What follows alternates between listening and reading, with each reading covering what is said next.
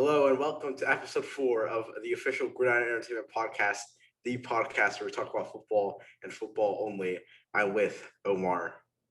Hey Mo, welcome to episode 4. We made it. We're gonna run down with what we're gonna talk about. First, we're gonna give our condolences to three-time Pro Bowler Vincent Jackson as he passed away tragically at the age of 38. Secondly, we're gonna talk about big news out of Houston, J.J. Watt being released after 10 years in Houston, and we talk about where he will go next. Third, we're going to talk about Jalen Hurts gathering the wide receivers together today, not Carson Wentz. Fourth, we're going to talk about Trevor Lawrence and how he performed on his pro day and recently just had successful shoulder surgery. And then we're going to talk about rookie wide receivers going into this draft class with who has the most potential. Then we're going to talk about Panthers cutting two-time Pro Bowler after 8 years. And then for our next topic, we're going to talk about Zach Ertz. Not only Carson Wentz is on the trade block, but Zach Ertz as well, and where we think he'll go.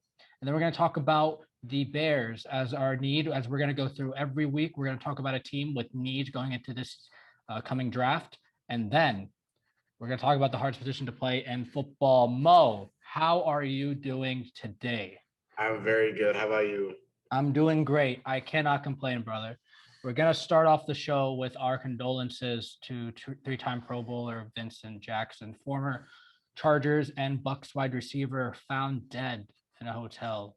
Has been checked into that hotel since January 11th, died at the age of 38. Mo, I just want to get your thoughts on the sad occurrence that has happened this past week.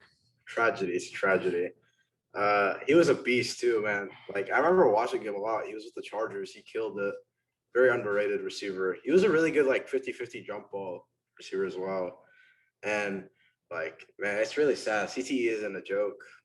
CTE isn't a joke. We really don't know what the conditions were. Hotel since January 11th, that's some red flags right there. And passed away at the age of 38.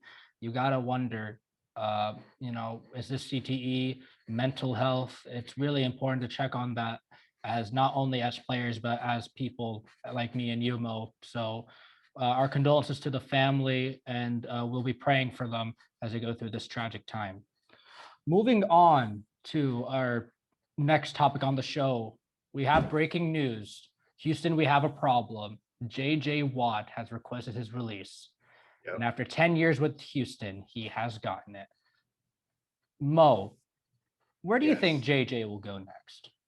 Obviously, as a Packers fan, I really want him to come join the Packers and build off that D-line. Another an underrated place that he should go to, I think, he'd be great with the Titans.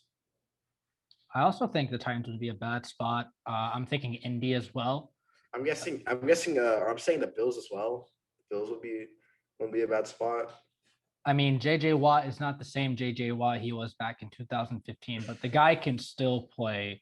And whoever needs D-line help, he will definitely get a stud on the outside.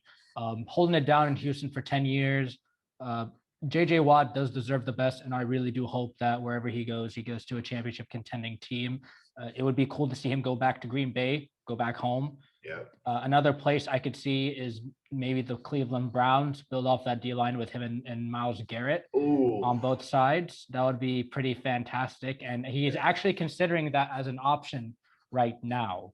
So the thing is, the Browns, they need to work on their linebackers and their secondary. I think it's mostly the secondary is where the money will go. But if you add J.J. Watt to that D-line, you just make it more ferocious. And those AFC North D-lines, they're amazing. They're studs up front.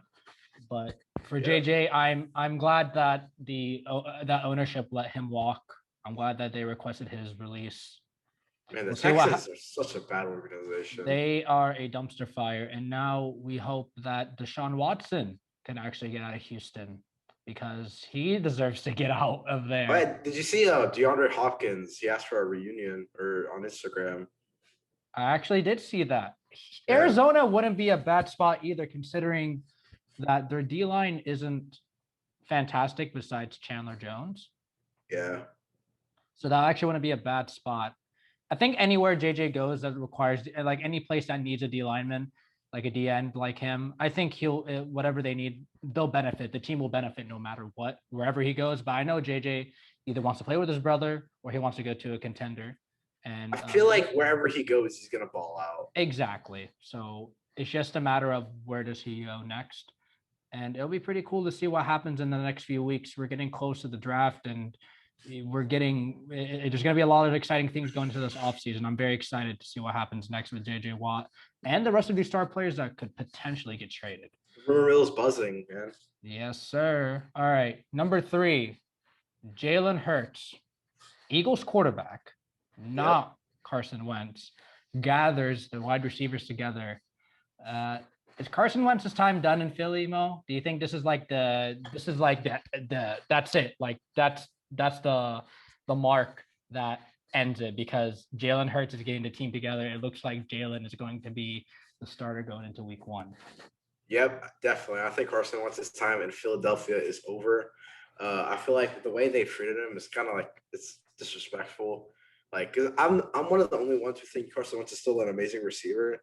I feel like he just needs the system built around him, because like the way like how Philly did so good 2017, like their system was built so good. They had Frank Reich, who did amazing, controlling the offense. They had an amazing O-line. They had great receivers who weren't injury prone, and they had a great defense. Like, and then if you look at the Eagles now, they have none of that basically. So I feel like he needs to go to like a team like Indianapolis, who have a great system already, but they just need that one piece left at the quarterback position. I feel like he'd be the best. That'd be the best fit for him, and they'd be contenders. Also, Carson Wentz is not a receiver, Mo. I just wanted to correct you on that because you said he was a receiver, but we all know you meant to say quarterback. It's okay. It's okay. But yes, Carson Wentz, if he can reunite with Frank Reich, then he could probably get the ship together. Yeah. But we'll see what happens in the next few weeks. Like I said, this is going to be an insane offseason, but every year is an insane offseason, to be honest with you. So we'll see what happens with Carson Wentz in Philly. All right, let's talk about Trevor Lawrence. Urban Meyer tells Trevor to throw because he was going to get surgery regardless. And Urban Meyer asks, hey, can you throw for us before you get surgery? And I will say this. Trevor Lawrence looked like an NFL-ready quarterback out there. And the throws he made were insane. Did you see the one where he just rolls out and then he just puts the ball on the money? It was beautiful, man. Oh, my God. I think you see how Urban Meyer, he was like the only coach who was on the field. Like everyone else, all the other NFL coaches who were like looking at him, they were all on the sidelines. Urban Meyer was the only one on the field next to him. I also heard that the Patriots were there as well. And I think I'm not saying that they're going to get Trevor Lawrence, but it just signals that they're probably going to go quarterback in the draft, because there's a lot of quarterback needy teams going into this draft. Patriots. There's a lot of good quarterbacks in this class too. And there are a lot of good ones. I just want to see what trades go down. I mean, there's a lot of underrated ones. I think that Terry Lance out of North Dakota State, that's his name, right? Trey Lance. Yes, Trey Lance. Yes. Very underrated player going into this draft. I can see him getting picked in the middle to late. It just depends on if a team really, really likes him, they trade up for him. But I don't see, like, if you ask me, like, I don't see Washington drafting quarterback. I really think they're going to go into free agency and sign one. Or they're going to stick with Tyler Heineke. Or with Heineke, and he's cheap, so I wouldn't be surprised if he did that too. Yeah. So there's that. But Trevor Lawrence looked really good, looking like the number 1 pick already, and look forward to see what happens in 2 months. Now, Mo, speaking of draft news, we're going to continue talking about drafts. The draft. We're going to talk about rookie wide receivers with the most potential. Now I'm going to read off a few names for you. We got Jamar Chase. We got Devontae Smith. We got Jalen Waddle. We got Rondell Moore. We got Anthony Schwartz, Seth Williams. We have a plethora of wide receivers. And I want to ask you, which wide receiver has the most potential to break out in the league? All right, so I'm going to go with kind of an unpopular opinion here. Actually not really, But I'm gonna go with Jamar Chase. The reason why I picked Jamar Chase over anyone else is he's that type of receiver where like if you need him, he'll be there. Like he's a great like jump ball receiver. He has like his strength is insane. His yards after a catch is incredible. He has decent hands. Like he's just like when he's like all reliable. When he's there, he'll do it for you. And a close second I had was Jalen Waddle. Only concerns I have for him are the injury, but like other than that, I think he's a fantastic receiver. He's fast. He's a great kick returner as well. Yeah. Like he's just great, and he has good hands as well. Okay. I was pretty much gonna say the same thing if I'm being honest with you. Jamar Chase. I look at Jamar Chase and I'm like, is this Justin Jefferson's twin? And he had a better season than Justin Jefferson at LSU, right? Yeah, exactly. And I'm just thinking, okay, if Justin Jefferson was this good in the NFL last year, then imagine how Jamar Chase will be if he's on a good team, obviously. And you know what? Mm-hmm. I think the Dolphins, they should get Jamar Chase over Devonta Smith, honestly. Oh. I'm not I think Devonta Smith is amazing. He's a great receiver. But I feel like NFL wise, like the higher ceiling, Jamar Chase has the higher ceiling. Honestly. I can see that as well, especially with the Dolphins. I think with him there, I think with Jamar Chase, I just see Justin Jefferson. I don't know why. Every time I think of Jamar, I just see Justin Jefferson. Second, I'd have Jalen Waddle. I really do think he just wants to prove the doubters wrong. Whoever passes on him, he wants to prove why, he wants to prove them that, you passed on a guy that has top tier speed, has good hands, and can return punts and kicks. He's just a dynamic player that can do everything. Yeah. And I really do hope that his speed does come back because he is a speedy guy. I remember in the 2019 Iron Bowl, we're just having a blast. Oh my God, he scored like 4 touchdowns. Exactly. So I can see him, if he can just get that top tier speed back, which I know he can, then it'll be that'll be great for him. But those are my top 2 as well. I pretty much have the same top 2 like you. I just see these guys being the guys. Another thing, if Jalen Waddle didn't get the injury he got, I'd probably put him out like 1, but because of that injury like really set him back. Yeah.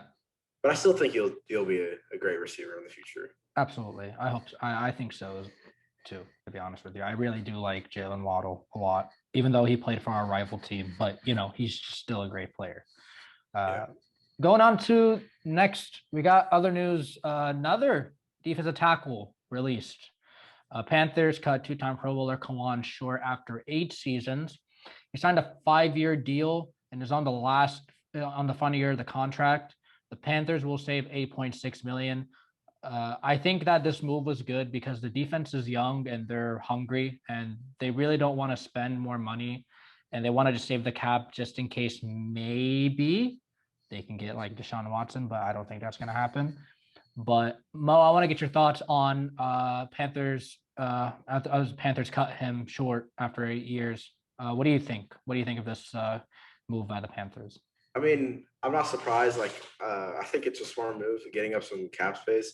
I mean, their defense is fine already without him. Like, they're a great defense. I feel like, in my opinion, in a few years, they might they're potentially a top 5 defense. They have great defensive pieces. They got Jeremy Chin, who's amazing. Derek Brown, so many great players, and the same thing with JJ Watt. I feel like anywhere he goes, I feel like he's gonna do great. And where he could go, I mean, I feel like it's the same thing with JJ Watt. He could go to a contender, or he could go to a team that desperately needs a defensive lineman. Yeah, and I think that he's gonna be cheap. He's not gonna be expensive, which is sad. That's the thing. He's gonna have to take a pay cut. Which I think he's willing to do. I think he made his money over the 5 years. He already made so much. He was on the Panthers Super Bowl team that almost won it all. And I really do think that he's just too good of a talent. And I think he will get eyes just like JJ Watt will. But more eyes on JJ Watt. Isn't he the only one left from that Super Bowl team? I think he is. Everyone left. I think everyone did leave. Greg Olsen, Cam, Kuechly, exactly. I think they just cleaned house. Man, that's kind of sad. I love that Super Bowl too. Me too. But but I like what the Panthers did. They want to get younger on defense, which I don't blame. I would do the same thing, and the defense will just get better and better. I really do think their need is quarterback. They could get Trey Lance. They could trade for Deshaun Watson. Will they do that? Probably not, because it's going to cost a lot.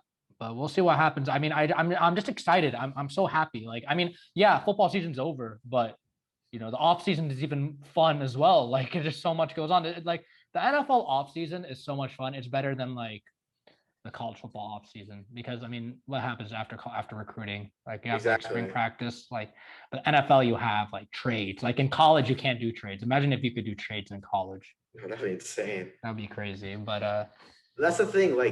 Like after the NFL season, yeah, you're sad, but the off season pays up for us. 110%. And then you have like this, you have the schedules releasing, you have the draft. Too bad we don't have the combine, which the combine would be on right now. If we had the combine, it would be on right now. But sadly, it's not. So, the thing about this offseason, especially this year, it's exciting. Especially this year. I think last year also with the offseason, they did well with not having like they showed that they can put out a good product with all these with minicamp not being there last year. And they were able to put out a good product. Like the NFL, the 2020 season was one of the best seasons around, in my opinion. Yeah, very exciting. But moving on from that, we're going to talk about another Eagles player that could be on his way out. This has been going on for a while. We knew this was going on because the Eagles were not going to extend his contract. We're talking about Eagles tight end Zach Ertz. I'm reading that Seattle and Indy are interested. I think this has been coming for a long time. They even tried to trade him before he got hurt. So I'm not surprised by this. Mo, where do you think Zach Ertz should go? Like, what do you see like an ideal spot for him? I mean, the Seattle would be a pretty fun place to go to. I mean, him and Russ, but I feel like they have like more important things to focus on. But I think Indiana or Indianapolis, they could get him. I think that'd be if they could get a good QB, they could get Carson Wentz and Zach Ertz. They could reunite together again. Actually, that wouldn't be a bad idea. Yeah, exactly. I think that'd be pretty cool. I like the idea of that. It's just because the tight end, like to me, like he's gonna be cheap anyway. It's like, okay, we're not gonna extend him. But I think Zach Ertz right now is like, he wants to be the main tight end, because Dallas Goedert is already the main tight end in Philly. Yeah. By the way, very good player. Dallas Goedert, very good player. Man, but I'm so happy I'm not an Eagles fan, honestly. If I was an Eagles fan, just be happy you're not an Eagles fan, a Texans fan, a Bengals fan. Like there's a lot of teams that you're happy that you're not part of. So yeah, exactly. So there's that. But you will see what happens with Zach Ertz as well. It should be interesting. I really don't see the market. I mean, the tight end position is just, to me, it's like the top is Kelsey. Like Kelsey's the best one. And if you're not Travis Kelsey, then you're not going to get paid a lot of money. I'm sorry. Even though Zach Ertz is really good, but he's no Travis Kelsey. Let's go on to our next topic. So like I said at the beginning of the show, every week we're going to talk about a team and what they need in the draft. Mo, we're going to talk about the Chicago Bears. Now, I will tell you, they have 5 of their 7 picks going into this year's draft. They have 5 picks going into 2021. I just want to ask you, what do they do with these picks? What do you call? Oh yeah, by the way, the Bears are picking number 20, their 20th overall pick in the draft. Now, do you get a quarterback, or do you go defense, or where do you think they go? Like, what do you think they should do with their pick? All right, so basically, I feel like they should keep Trubisky for one more year, because I feel like his system wasn't fair enough, because their O-line was terrible. I feel like he's trash. Don't get me wrong. I feel like he's kind of overhated on, and they're making that Nickelodeon meme about him now. Did you hear this? Yeah, the MVP. He's the MVP.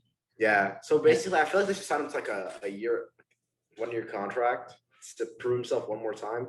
And if he's trash, just get a QB next year. And I feel like with their 20th pick, they should just get no lineman, honestly. Okay, so what I'm also seeing right here is the Bears drafting a lineman out of Michigan. I think that's pretty fair. I really look if you wanna get a quarterback, you can always sign one. Yeah. I just think that the draft pieces right now, you just go after the line. The line really needs it. The Bears offensive line is so bad. Exactly. It's terrible. It's so bad. But And I would go the talent up. they have on defense, like their defense is being wasted. Sadly, Khalil Mack, Eddie Jackson, so Kyle many great Fuller. players. 110%. I could also another need is wide receiver. Look, yeah. if Allen Robinson's gone, right? You can draft a wide receiver in the second round. I'm thinking maybe Rondell Moore, or I don't know, like if they really want a QB, I'd get like one in the second round. Well, and like maybe sit out, and then maybe like a middle. If Trubisky does bad in like the middle of the season, they could start him. Look, this is what I'm gonna say right now. Okay, Trevor Lawrence, Justin Fields, and Zach Wilson are probably gonna be untouchable going into the when it comes to the Bears pick. I really don't think the Bears will be able to get them. Now, Trey Lance could be there. Or they could get Kyle Trask. Or Mac Jones. Exactly. So they have their options. Exactly. Yeah. But I really do think that because they said they're gonna now that they declined the 5th-year option for Trubisky, he's kind of a free agent right now. He's not really they kind of have to pay him if they want to bring him back. So if I'm Chicago, I mean, I can go for a cheap option. I mean, there's so many cheap options out there. I mean, Cam's a free agent. Yeah. They could trade. Maybe they can trade with the Raiders and get Derek Carr, or they can trade for Marcus Mariota. Oh, that wouldn't be a bad idea.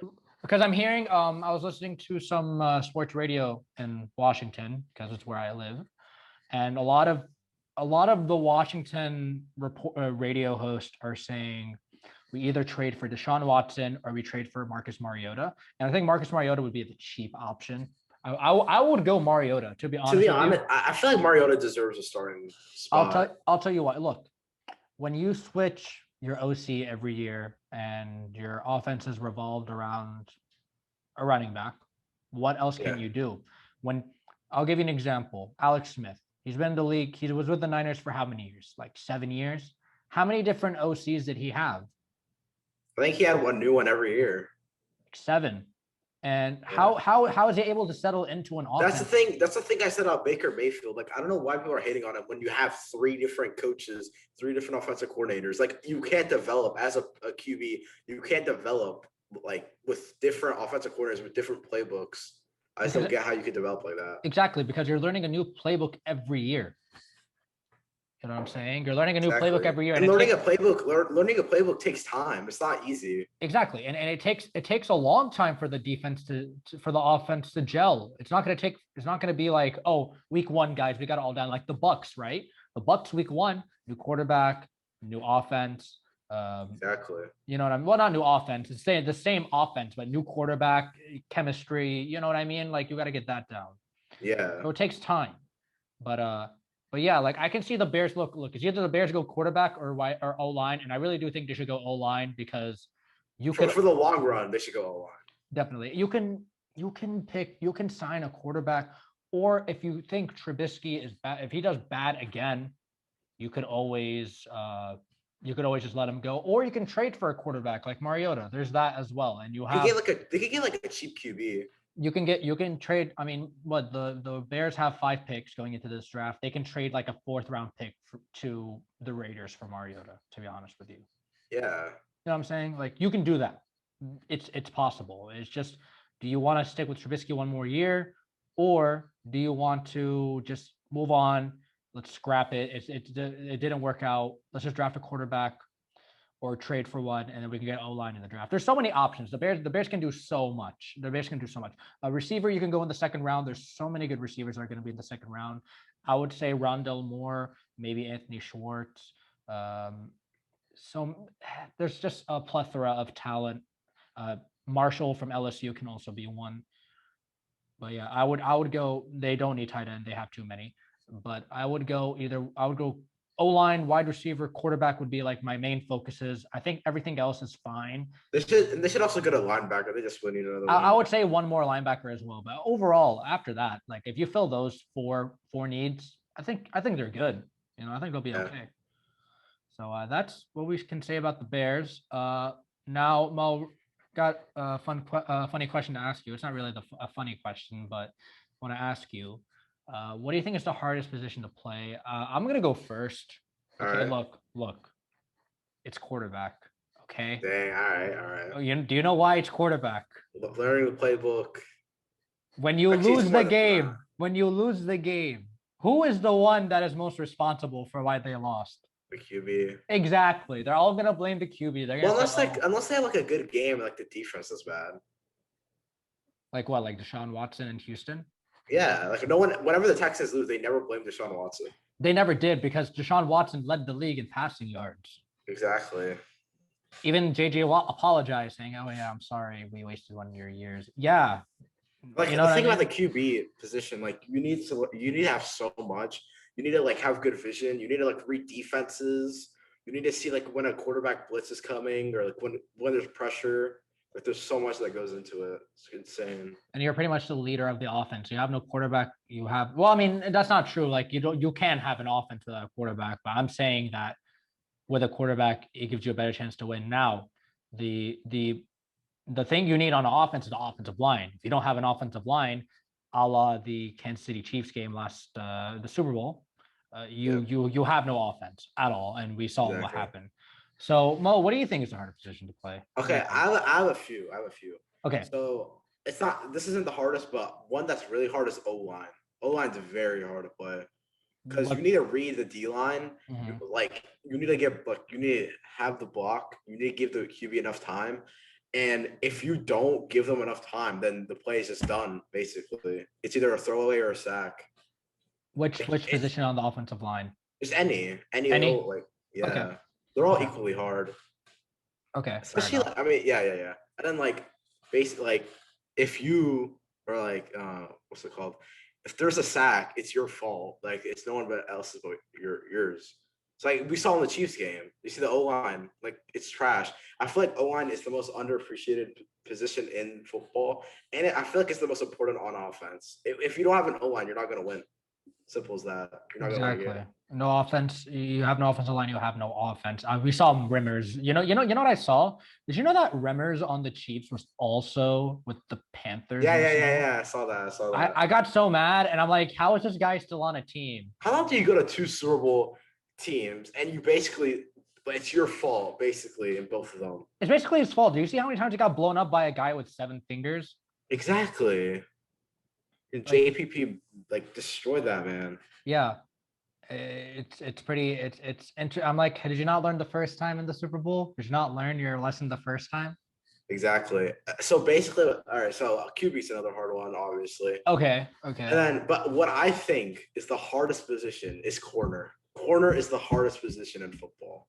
I can understand why. I think you're gonna say because the wide receivers are pretty much untouchable. Exactly, and it's unpredictable. You have to be so fast. You have to like, all right, where are they going? What route are they running? And then you have to get there as fast as you can, and then you have to try to get the pick or like stop it. It's so hard. You get to be like you have to also watch the deep ball. You have to stop the deep ball, and like you have to read the QB as well. It's like it's so much into it. It's crazy. Yeah, like you don't know what's gonna happen. It's so unpredictable. Yeah, I can see why. Like, and plus, like I said, like if you touch him, like it's a flag and 15 yards from the spot of the foul, and pretty much like if it's like 3rd down and you throw it up and you touch the receiver just a little bit, it's a flag, and it kind of costs the defense, and it's pretty much your fault. Yeah, exactly. And I have another one. I have receiver. What do you think? Receiver as a hard position? I mean, it's hard. Like, it's a hard position, but it's not like the hardest position. I really think it's. Oh no! Running back. Because like they don't last long. That's the thing. You have to be able to last long. Like Frank Gore, for example, he's a perfect explanation of like a great running back. Because you see how like long he's lasted. He's like, how old is he? It's like 37. He's 38. 37 in the NFL.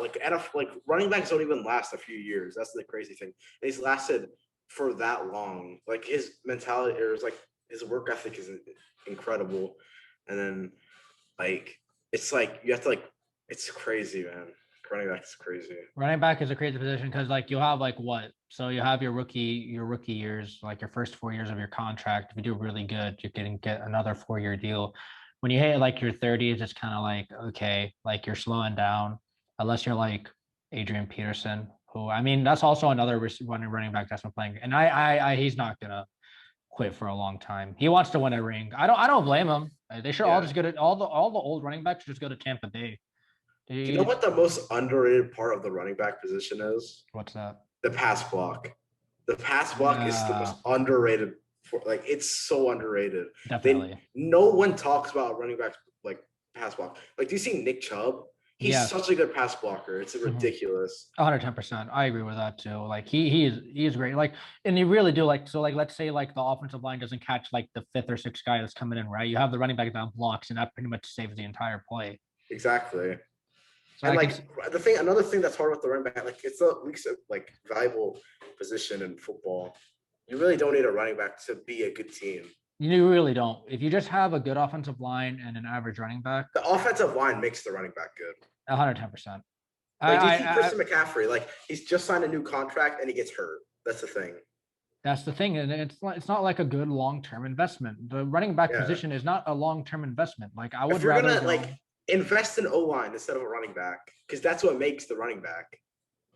I invest in O-line. I invest in the defense. I invest in the quarterback, the wide receivers, but not the running back. I'm sorry. Like I would never, if I'm a GM, unless you're like Adrian Peterson caliber, I would not pay you that much money. It's just not worth it. It's just not worth it. And then like 2 years later, you're out of the league. You know what I mean? Like I can go 1 year, draft a running back. He does good. Okay, great. I can go draft another one if I want to and have a competition. It doesn't make a difference. You know what I'm saying? Exactly. So that's pretty much what I have to say. I know you had a lot to say about the hardest positions to play, but also one more thing I want to close out on before we end it. Jason Sanders signs a 5-year contract with the Dolphins, 5-year, $22 million. Like having a great kicker is very difficult in the league nowadays. Is he the highest paid kicker now? I think he is right now, 22 million. I think Justin Tucker was up there, but I think Jason Sanders jumped him. So there's that. That's another news that we forgot that we left out. But Mo, do you have any more closing remarks? Do you have anything else left to say before we sign off on episode 4? I don't know. I really don't have any. All right. So next episode, we're going to talk about some college football news. There's a lot of breaking news that happened, a lot of moves. Stay tuned for that. Until next time, I'm Omar. And I am Mo. And we will see you guys this Friday for some college football news. Good night.